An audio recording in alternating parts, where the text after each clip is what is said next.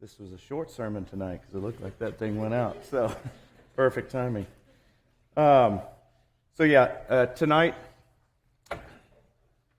we have obviously shortened it down a little bit. So I'm probably not the best one to keep it short because I usually can tend to go on for a little while, but I'm going to do my best. Jacob Campbell and I have been teaching back in the high school class for the last quarter, and we've been teaching on the book of John, which has been very fitting given our daily reading that we had. It correlated really well. So it's been nice being able to keep up with that. Good? Okay.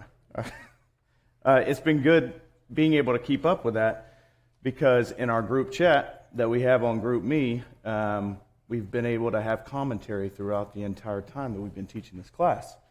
And one thing, I had a lesson in mind that I wanted to bring tonight, but along the lines of that, this week, Jacob made a comment on John 19 about that he made the term of an application that said, and his statement was, good intentions with no action are meaningless. And I'll say that again. Good intentions with no action are meaningless. And this was very fitting for what I wanted to talk about tonight, because it got me thinking about a lot of the different ways that this, saying correlates in the Bible and different things that come up. There's so many different, verses in the Bible that talk to Christians about us needing to be active, and God requires us to be active.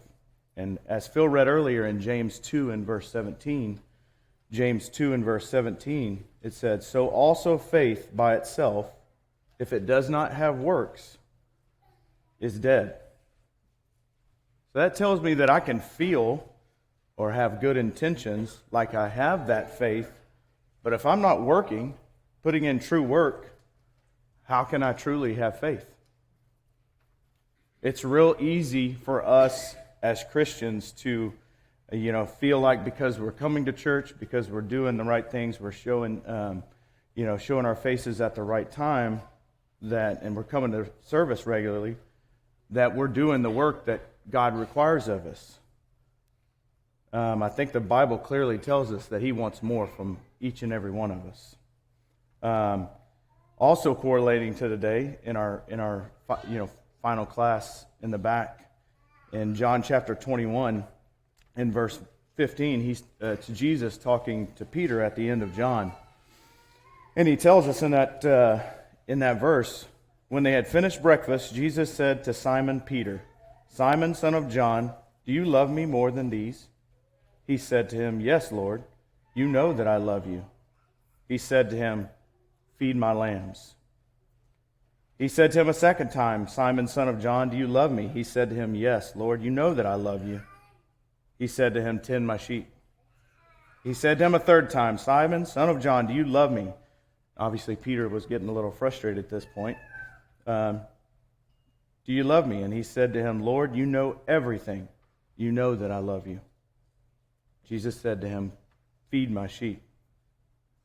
The action that Jesus charged Peter with was to feed his sheep.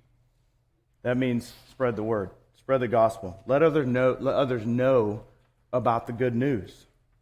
Too often, we can become complacent. And it may just be because we feel like we're doing the right thing, because we're just showing up. But are we actually doing the work in our daily lives? Remember that complacency is the enemy of progress. Complacency is the enemy of progress. If we want to have progress as a Christian, we can't be complacent. And the last point that I'll make this evening is, and it kind of refers back to what we talked about in James 2 and the overall thought of faith and having works, is doing the right works, right? Works of righteousness. It talks about in James 2. We could convince ourselves that we're doing the right thing, but it's our duty as Christians to be promoting the correct message, the right message. And in John 9 and verse 4, Jesus says, "We must work the works of Him who sent me while it is day. Night is coming when no one can work." Let's make sure that the actions and the work that we're doing are from God, what He's telling us to do. But also in this, you can see in this passage in John 9 that Jesus has some urgency about that, right? There's urgency to delivering that message and doing the works. How do we do this as Christians? Well, we do our daily reading. We put the message that we learn each and every day into our lives. We're active with it, not just here, but in our daily lives and in all of our communication, all of our meetings, anything that we do, whether it's school, whether it's work, we're active. We're actively letting everybody know about God and about Jesus. So, there may be someone here that's ready to take action, ready to turn those good intentions into a meaningful relationship with Jesus. Remember, He died on the cross for our sins. If you want to start that meaningful relationship today by believing in Him and being baptized, we're here to help you with that. There may also be some of you who have had good intentions in the past, but you've fell away, gone off of the path.